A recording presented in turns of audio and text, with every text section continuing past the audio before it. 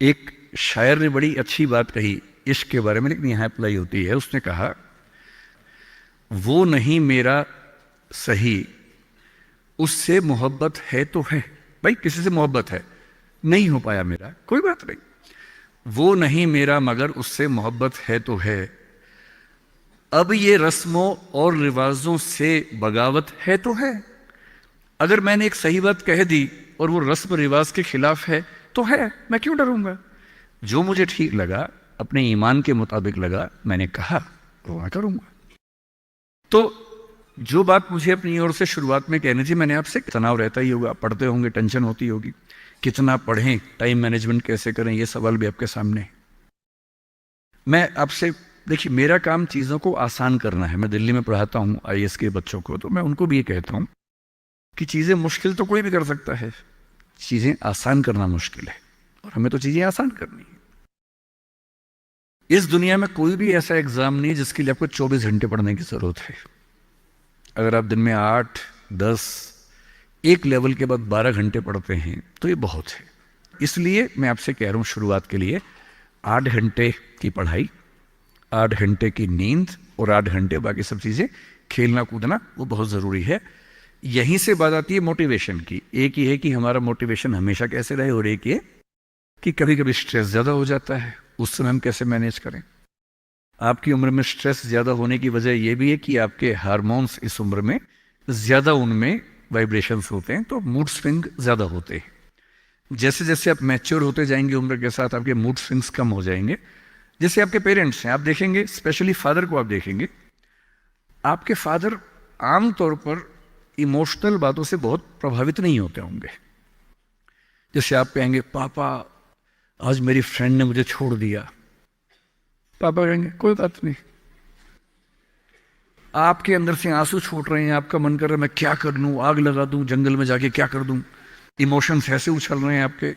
पापा क्या बोल रहे हैं, कोई बात नहीं, कोई और मिल जाएगा उससे बेहतर, ठीक है।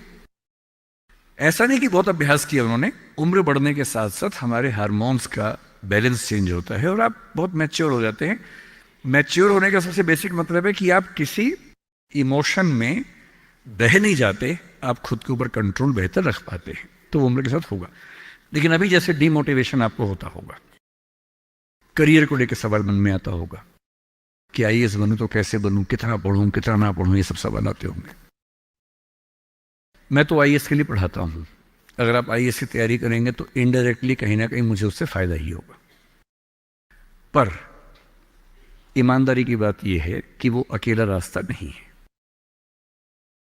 एक बात को ठीक से, आईएएस बनने का मजा क्या है कि आपका सोचने का तरीका बहुत साइंटिफिक हो जाता है। आप फैक्ट्स पे बात करते हैं, तथ्यों पे बात करते हैं, आर्गुमेंट से बात करते हैं, इमोशन से बात नहीं करते हैं, समझदारी से बात करते हैं।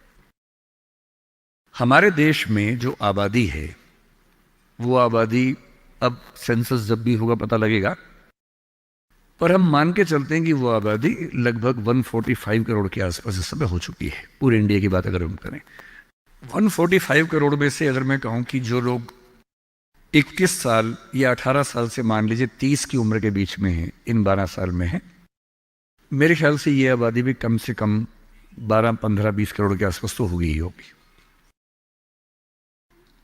अगर ये 20 करोड़ लोग सोचे कि मैं आईएएस बनना है, या इनमें आधे भी सोच लें, 10 करोड़ सोच लें, आपको ये समझना है कि आईएएस पूरे भारत में कुल मिला के 6000 होते हैं, जिनमें से भी 5000 लोग हैं। आईपीएस भी इतने ही होते हैं, 5-6 हजार के बीच में होते हैं। अगर 10 करोड़ लोग सपना देखेंगे उन नौकरियों का, अगर मैं सारी सिविल सर्विसेज मिला लूं, सेंटर की, स्टेट की, सब मिला लूं, तो सेंटर की कुल 20 सर्विसेज मान लीजिए, सबका कार्डर अगर हम 5000 भी एवरेज रखें तो 1 लाख लोग होंगे। आपके स्टेट का मान लें, स्टेट में मान लेता हूं कि 2-3 हजार लोग होंगे जो सरकारी नौकरी में ठीक पद पे होंगे, उससे ज्यादा का तो कार्डर नहीं होना चाहिए, क्योंकि स्टेट बहुत छोटा आपका है, आबादी बहुत कम है। तो जो नौकरियां कुल मिला के 10-12 हजार हैं, अगर देश का हर युवा सोचे कि मुझे उसी में आना है, तो इसका मतलब है कि हम एक ऐसे रास्ते पे जा रहे हैं जिसमें डिप्रेशन होने की संभावना बहुत ज़्यादा है, एंग्जाइटी होने की संभावना बहुत ज़्यादा है, बहुत लोगों को हारना भी पड़ेगा, बहुत लोगों को हासिल नहीं हो पाएगा वो सब। तो मैं जो आपसे कहना चाह रहा हूं, सरकारी नौकरी ठीक है, कोशिश करने में बुराई नहीं है, सरकारी नौकरी में कुछ चीजें अच्छी होती हैं, पर अपने मन से ये बात निकाल दीजिए कि मुझे केवल और केवल सरकारी नौकरी में ही जाना है। दुनिया में तमाम रास्ते हैं और मैं कुछ रास्ते आपको हिंट करता हूं इस चीज का। जैसे मैं खुद एक एग्जांपल हूं, मैं सरकारी नौकरी में रहा, मैं दिल्ली यूनिवर्सिटी में लेक्चरर था, पहले असिस्टेंट प्रोफेसर था, 2 कॉलेजेस में पढ़ाया मैंने वहां। फिर आईएएस का एग्जाम दिया, सिलेक्ट हो गया उसमें, 6-7 महीने वहां नौकरी की, फिर वो भी छोड़ा। अब मैं अपना काम करता हूं, सेल्फ एम्प्लॉयड हूं। और मैं ईमानदारी से आपसे कह रहा हूं, आप जब भी कोई फैसला करेंगे अपने बारे में, कभी ना कभी आपको फील होगा, बेशक 1 सेकंड के लिए, कि आपने गलत किया। कोई भी फैसला हो, आप स्पाउस सिलेक्शन करेंगे अपने लिए, कितना भी सोच के कर लें, जीवन में कभी ना कभी लगेगा गलती हुई। अक्सर लगेगा ठीक किया, कभी कभी लगेगा गलत किया। और ऐसा नहीं कि आपने एक्स के बदले वाई किया होता तो नहीं लगता, तो भी लगता। दिक्कत ये नहीं है कि मैं एक्स को चुनूं या वाई को चुनूं, आप जिसको भी चुनेंगे पूरा पैकेज साथ में आता है, अच्छी चीजें भी खराब चीजें भी। जो अच्छा आएगा उस पर आपका ध्यान नहीं जाएगा, क्योंकि वो तो फॉर ग्रांटेड है। जो मिल जाता है वो मिट्टी हो जाता है, कोई वैल्यू नहीं करता उसको। जो मिस हो जाता है वो चुभता है। और जो चीज दूसरे ऑप्शन में अच्छी थी, इसमें नहीं, आप बार बार वो देखते, अरे यार, अरे यार वो ठीक था, अरे यार वो ठीक था। जबकि वहां 12 प्रॉब्लम्स थी, यहां 2 प्रॉब्लम है। पर हमारी ह्यूमन कॉन्शियसनेस ऐसी है कि जो छूट गया उस पर नजर ज्यादा जाती है, जो मिल गया मिट्टी हो जाता है। एक बड़ा प्रसिद्ध शेर मैं कई बार कोट करता हूं, मतलब दुनिया जिसे कहते हैं जादू का खिलौना है, मिल गया वो मिट्टी है, नहीं मिला वो सोना है। जो नहीं मिलता है ना, वो बड़ा परेशान करता है। ये नौकरी के मामले में भी है। पर मैं ईमानदारी से कह रहा हूं कि मुझे आज तक जिस एक फैसले पर 1 सेकंड के लिए भी नहीं लगा कि मैंने गलत किया, वो नौकरी छोड़ने का फैसला है। मुझे आज तक नहीं लगा कि मैंने गलती की, क्योंकि मुझे लगता मैंने एकदम ठीक किया। मैंने अपने स्वधर्म, अपने नेचर के अनुसार सही किया। इस बच्चे ने बड़ा खूबसूरत सवाल पूछा कि आप आईएएस एलाइड की नौकरी छोड़ के टीचिंग में क्यों आ गए। मैं इस सवाल में दूसरा सवाल जोड़ देता हूं। हमारे सामने प्रेम सिंह जी बैठे हैं, मुख्यमंत्री जी बैठे हैं, वो टीचिंग की नौकरी छोड़ के पॉलिटिक्स में क्यों आ गए। 2 एग्जाम्पल्स हैं आपके सामने। इन दोनों में एक तारतम्य है, एक रिदम है, एक लय है दोनों में। वो टीचर बने, उनको फील हुआ कि उनका स्वधर्म टीचिंग से ज्यादा कुछ और है। मैं आईएएस एलाइड में आया, मुझे लगा कि मेरा स्वधर्म इससे ज्यादा टीचिंग में है। स्वधर्म क्या होता है? आपने गीता पुस्तक का जिक्र सुना होगा, उसमें श्री कृष्ण ने स्वधर्म का जिक्र किया है। यहां बहुत सारे बच्चे बौद्ध समाज से होंगे, महात्मा बुद्ध ने भी इस बात पर खूब जोर दिया है।